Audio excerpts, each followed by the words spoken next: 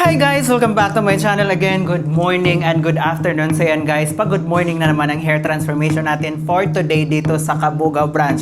So ito yung sinasabi ko sa inyo na gusto ko naman magpa-straight at gusto ko talaga magpa-fashion color. Kung hindi naman kulot ang buhok nyo or hindi talaga yung sobrang kinky, dahil marami nagpapasuggest na ano ba ang mas maganda.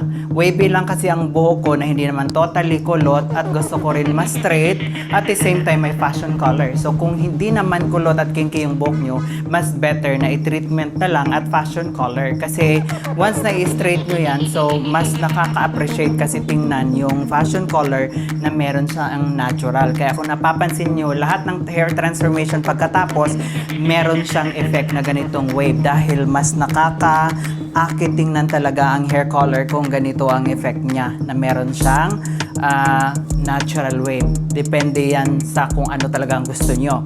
So kung ako naman ang mag-suggest, mas better kung meron talagang natural. Kung hindi naman totally talagang sobrang kulot yung buhok nyo, so pwede nyo i-treatment na gusto nyo kahit konti bumagsak man lang yung hair nyo.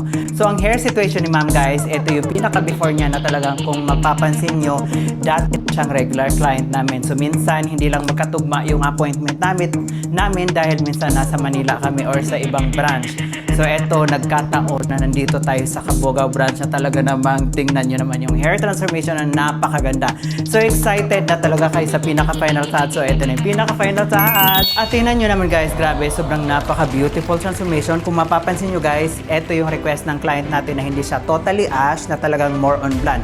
So eto yung pagka-blonde na hindi siya as in talaga parang nag-yellow. So kung mapapansin nyo, kakaiba yung pagka-blonde. So eto yung sinasabi ko sa inyo na ang hair color is depende talaga yan sa mga trusted hairstylist na gagawa sa inyo kung paano babagay. Dahil minsan may pagka-blonde na talagang papaitimin ka at hindi na bumabagay sa skin tone natin.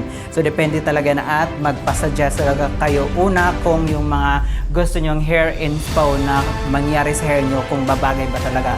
Diba sobrang napaka-beautiful transformation.